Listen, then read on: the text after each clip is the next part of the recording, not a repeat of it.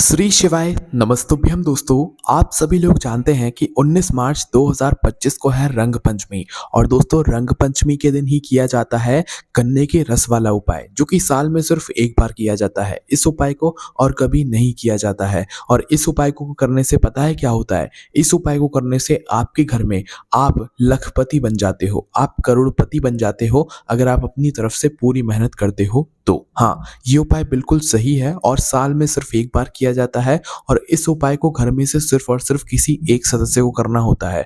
और जिस भी घर में से इस उपाय को किया जाता है, भाई उस घर में कोई ना कोई लखपति बन ही जाता है, कोई ना कोई करोड़पति बन ही जाता है, अगर वो अपनी पूरी मेहनत से अपने ऊपर काम करता है। तो आइए जानते हैं कि आपको रंग पंचमी के दिन मतलब कि 19 मार्च 2025 के दिन गन्ने के रस वाला उपाय कैसे करना है। देखो दोस्तों, उपाय में आपको छोटी छोटी बातों का ध्यान रखना होता है, तभी आपका जो उपाय है वो काम करता है। अगर आप छोटी छोटी बातों का ध्यान नहीं रखते हैं और गलतियां कर देते हैं, तो फिर भाई आपका उपाय जो है वो काम अच्छे से नहीं करता है। तो इसलिए साल में एक ही मौका मिलता है इस एक उपाय को करने का, तो इसीलिए ध्यान से सुनिएगा और अच्छे से उपाय को यहाँ पर कीजिएगा। तो देखिए, 19 मार्च 2025 के दिन ही आपको ये वाला उपाय करना है, रंग पंचमी के दिन करना है, जिस उपाय का नाम है गन्ने के रस वाला उपाय। इस उपाय को घर में से सिर्फ और सिर्फ किसी एक बड़े सदस्य को करना होता है, जो कि घर की बड़ी माताओं बहनों में से कोई भी एक माता बहन होती है।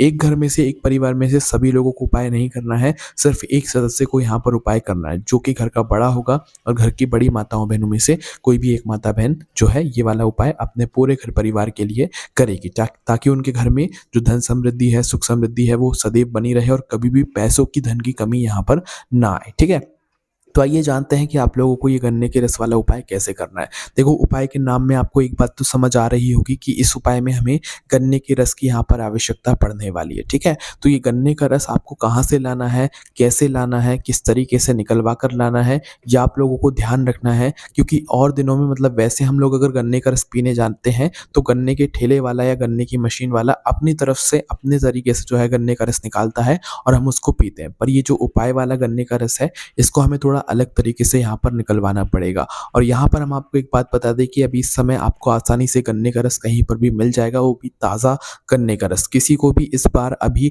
गन्ने का रस निकलवाने में परेशानी नहीं होगी, ये बात आप सभी लोग अच्छे से जानते हैं, क्योंकि गर्मियों का मौसम शुरू हो चुका है। जगह जगह आप लोगों को गन्ने का रस देखने के लिए यहाँ पर मिल जाएगा। ठीक है, और कोशिश करना इस उपाय में आप लोगों को गन्ने के रस की आवश्यकता जो पड़ेगी, वो ताज़ा गन्ने का रस अगर आपको मिल जाए तो वो ज़्यादा बेहतर है। ठीक है, तो अब करना क्या है, आपको अपने घर से सबसे पहले तो निकलना है गन्ने का रस लेने के लिए। हमने आपसे बोला कि ताज़ा गन्ने का रस लाना है, तो आप कोशिश करना कि रंग पंचमी के दिन ही अगर आप लोगों को ये गन्ने का रस मिल जाता है तो ज़्यादा अच्छी यहाँ पर बात है ना।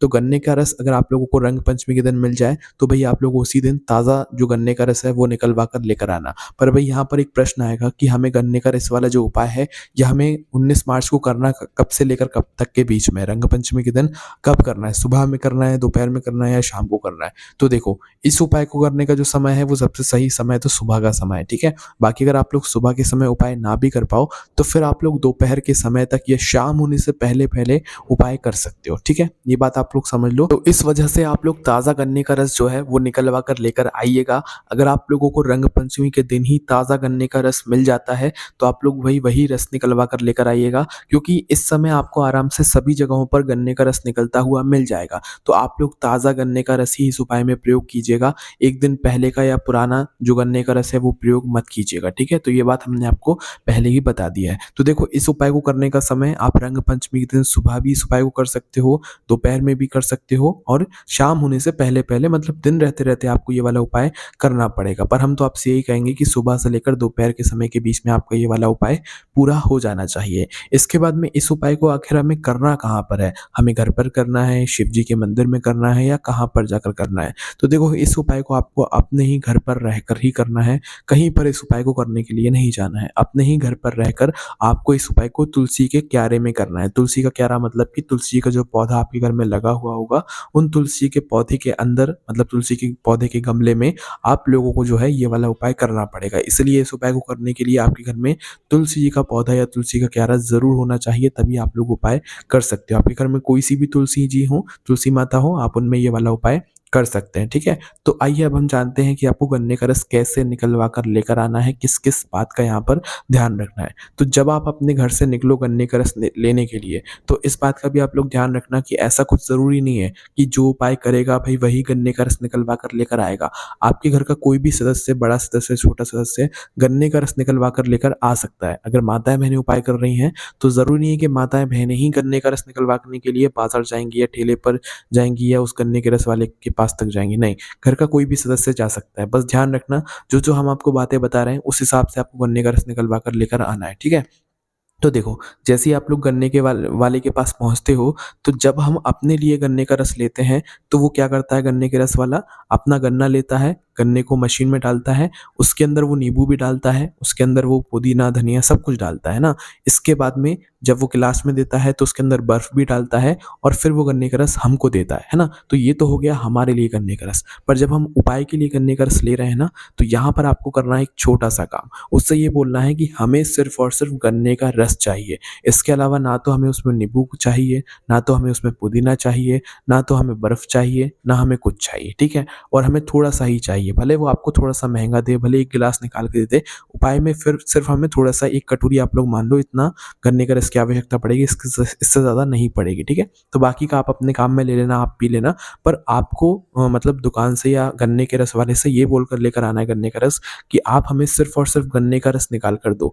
जब आप हमारे लिए गन्ने का रस निकाल रहे हो, तो उस गन्ने के रस में उस गन्ने में आप ना तो नींबू डालना, ना तो नींबू फँसाना, ना तो पुदीना फँसाना। सादा नॉर्मल गन्ना डालना अपनी मशीन में और जो गन्ने का रस निकले, वो आप जो है इकट्ठा करके हमें दे देना या अलग से ही उसे गिलास में निकलवा कर रख लेना। क्योंकि उनके जो पहले से बर्तन रखे हुए होते हैं, जिसमें गन्ने का रस गिरता है, उसमें नींबू, पुदीना सब कुछ मिला हुआ आता रहता है, ठीक है? तो इसलिए उनसे बोलना कि थोड़ा-सा हमारे लिए अलग से पात्र में निकाल दो। अगर आप घर से पात्र लेकर जाओ, तो ज़्यादा अच्छा है। वो आपको वहीं के वहीं आपके पात्र में निकाल कर दे देगा, ठीक है?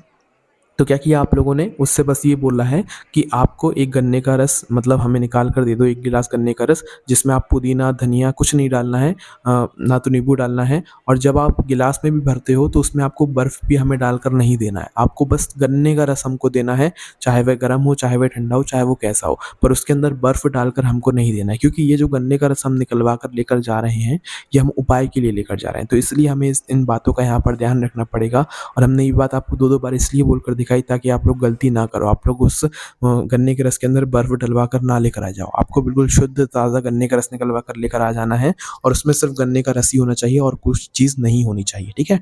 तो इतनी बात का ध्यान रखते हुए आपको गन्ने का रस गन्ने वाले के यहाँ से निकलवा कर लेकर सीधा अपने घर पर आ जाना है ना?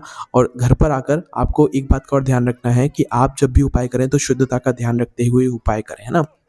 तो करना क्या है, आपके घर में जैसे ही गन्ने का रस आ जाता है, आप पन्नी में लेकर आए हुए होंगे या तो गिलास में लेकर आए हुए होंगे, तो आपको अपने घर पर आकर क्या करना है, अपने घर का कोई पात्र लेना है, स्टील का बर्तन वगैरह लेना है, भगवानों वाला हो तो ज़्यादा बेहतर है। तो आपको छोटे से पात्र में या छोटे-सा गिलास हो, छोटा-सा या छोटी-सी कटोरी हो, तो आपको वो ले लेना है और उसके अंदर मतलब कटोरी के अंदर आपको गन्ने का रस भर लेना है। बिल्कुल फुल भी मत भरना, हाफ़ कटोरी या हाफ़ गिलास जो है आप अपने गन्ने के रस से भर लेना। बाकी जो गन्ने का रस बचे वो आप अभी रख देना, बाद में उपाय करने के बाद में आप उसको इस्तेमाल करना। ऐसा नहीं करना कि भई गन्ने का रस बच गया, तो आपने उपाय करने से पहले ही पी लिया और फिर उपाय कर रहे हो, नहीं। पहले गन्ने के रस से उपाय करना, उसके बाद में अगर गन्ने का रस बच भी गया है, तो फिर आप लोग बाद में पी लेना, है ना? और भाई जिन लोगों के घर के आस-पास गन्ने के रस की मशीन की दुकान नहीं है या नहीं मिल पा रहा है गन्ने का रस, तो वो कहीं से गन्ना लेकर आएँ और गन्ने को अपने घर पर ही किसी जुगाड़ से उस गन्ने से गन्ने का रस निकालें, क्योंकि इसमें हमें ज़्यादा गन्ने के रस की आवश्यकता नहीं पड़ेगी, थोड़े बहुत ही गन्ने के रस की यहाँ पर आवश्यकता पड़ेगी। तो अगर गन्ना लाकर आप अपने घर पर भी गन्ने का जूस निकाल पा रहे हैं किसी भी जुगाड़ से, तो आप वैसे भी निकाल सकते हैं, कोई दिक्कत नहीं है ना? तो भई आपने अपने घर पर अगर अपने पात्र में जो है गन्ने का रस भरा, कटोरी में गन्ने का रस भरा, अब इसके बाद आप आ जाओ सीधा अपने घर में तुलसी के क्यारे के पास में, जो भी घर की बड़ी माता-बहन उपाय कर रही है, सिर्फ़ उसको आना है ना? इसके बाद में इस उपाय को करने के लिए जैसे ही आप तुलसी के क्यारे के पास में आ जाते हो, आप खड़े होकर भी उपाय कर सकते हो, आप बैठकर भी उपाय कर सकते हो। तो आपके पास में सिर्फ़ और सिर्फ़ गन्ने का रस यहाँ पर होना चाहिए, जैसे हमने बोला है वैसे वाला गन्ने का रस और इसके अलावा कोई चीज़ की आपको आवश्यकता नहीं पड़ने वाली है, चाहे सुबह उपाय करो, चाहे शाम को करो। हाँ, अगर आपको पहले तुलसी मैया की पूजन करनी है, दीपक लगाना है, तो वो पहले आप कर सकते हो, उसके बाद में आप उपाय करना, कोई दिक्कत परेशानी यहाँ पर नहीं आएगी, है ना? तो उपाय में सिर्फ़ हमें हमें गन्ने के रस की यहाँ पर आवश्यकता पड़ेगी। तो अब आपको गन्ने का रस लेकर तुलसी जी के क्यारे के पास में, तुलसी माता के पास में, तुलसी के गमले के पास में, पौधे के पास में आपको बैठ जाना है। आपके जैसे तुलसी मैया लगी हुई हो, आपको वहाँ पर पास में आकर बैठ जाना है। अब करना क्या है, अपने सीधे हाथ की हथेली में तो आपको गन्ने के रस की जो कटोरी है, जो भी पात्र है, उसको पकड़ना है ना? मतलब सीधे हाथ की हथेली में नहीं पकड़ना है, सीधे हाथ की हथेली में पकड़कर इसको आपको अपनी उल्टे हाथ की हथेली में पकड़ लेना है, क्योंकि उपाय हमें सीधे हाथ से करना है, पर इस गन्ने के रस को हमें उल्टे हाथ में पकड़ना है, ठीक है? तो आपने अपने उल्टे हाथ की हथेली में इस गन्ने के रस के पात्र को पकड़ा। अब पकड़ने के बाद आपको क्या करना है, अब तुलसी के पास में बैठे ही हुए हैं, अब आपको अपने सीधे हाथ की अंजनी को करना है, मतलब सीधे हाथ की हथेली को पूरा खोल लेना है और अपनी अंजनी को अपने सामने कर लेना है। मतलब हाथ की हथेली की जो अंजनी होती है ना, आप सभी लोग समझ ही गए होंगे, वो वाली, है ना? तो अपने सीधे हाथ की हथेली को आप सीधा कर लेना और अपने उल्टे हाथ से, उल्टे हाथ में जो आपके गन्ने का रस का पात्र रखा हुआ है, गन्ने का रस रखा हुआ है, इसमें से थोड़ा-सा गन्ने का रस आप अपने सीधे हाथ की हथेली में डालना, मतलब अपनी हथेली की अंजनी में डालना, थोड़ा-सा गन्ने का रस, जितने आपकी हथेली की में बन जाए, जितने आपकी अंजनी में बन जाए, ठीक है? तो थोड़ा-सा गन्ने का रस अपने सीधे हाथ की हथेली में लेकर आपको आँखें बंद कर कर अपना नाम और अपना गोत्र बोलना है। आँखें बंद ना भी करो तो कोई दिक्कत नहीं है। आप इस गन्ने के रस को अपने सीधे हाथ की हथेली में लेकर अपना नाम बोलना है और अपने परिवार का जो भी गोत्र है वो बोलना है, और इसके बाद में इस गन्ने के रस को आपको तुलसी के क्यारे में छोड़ देना है। इस गन्ने के रस को आपको तुलसी के पौधे के ऊपर नहीं छिड़कना है, ना तो मतलब कि ऐसे पत्तियों के ऊपर छिड़कना है। आपको इस गन्ने के रस को सीधे हाथ की अंजनी में लेकर अपना नाम और अपना गोत्र बोलकर तुलसी जी की जो मिट्टी होगी, जो क्यारा होगा, जो गमले की मिट्टी होगी, उस गमले की मिट्टी में आपको छोड़ देना है, ठीक है? तो पहली बार आपने किया, फिर दूसरी बार भी आपको यही काम करना है कि अपने गन्ने के पात्र से थोड़ा-सा गन्ने का रस अपने सीधे हाथ की हथेली की अंजनी में लिया और अपना नाम और अपना गोत्र बोला और गमले में छोड़ दिया, तुलसी के क्यारे में छोड़ दिया, ठीक है? बस तुलसी के पौधे के ऊपर आपको ये गन्ने का रस नहीं छिड़कना है ना? तो इस तरीके से आप लोगों को 7 बार ऐसा काम करना है। 1 बार, 2 बार, 3 बार, 4 बार, 5 बार, 6 बार और 7 बार भी आपको यही करना है कि अपने सीधे हाथ की अंजनी में थोड़ा-सा गन्ने का रस लेना है, आँखें बंद करके आपको नाम और अपना गोत्र बोलना है, अपना नाम अपना बोलना है और गोत्र अपना जो भी परिवार का हो वो बोलना है, और अपने जो भी तुलसी का क्यारा हो, पौधा हो, उसकी मिट्टी में यहाँ पर इस गन्ने के रस को छोड़ देना है। जैसे ही आप 7 बार ये काम कर लेते हैं, इसके बाद में तुलसी के सामने ही खड़े होकर हाथ जोड़कर भगवान से आप प्रार्थना करना कि हमारे घर में कभी भी धन की, पैसों की समस्या ना आए, और हमारे घर में सभी लोग मेहनत करते हैं तो सभी लोग बहुत आगे बढ़ें और हम भी लखपति बने, हम भी करोड़पति बने, हमारे घर में भी बहुत धन आए, बहुत पैसा आए, कभी भी धन की, पैसों की कमी ना आए। ऐसी आपको प्रार्थना करके अपने उपाय यहाँ पर पूरा कर लेना है। पर ये जो काम मैंने आपको बताया, ये आपको 7 बार करना है। मतलब 7 बार एक-एक करके अपने गन्ने के रस को अपने सीधे हाथ की अंजनी में लेकर नाम और गोत्र बोलकर आपको तुलसी की मिट्टी में छोड़ते जाना है, ठीक है? तो 7 बार ऐसा काम करके आप फिर भगवान से प्रार्थना कर लेना। इसके बाद में आपका ये वाला उपाय पूरा हो जाता है।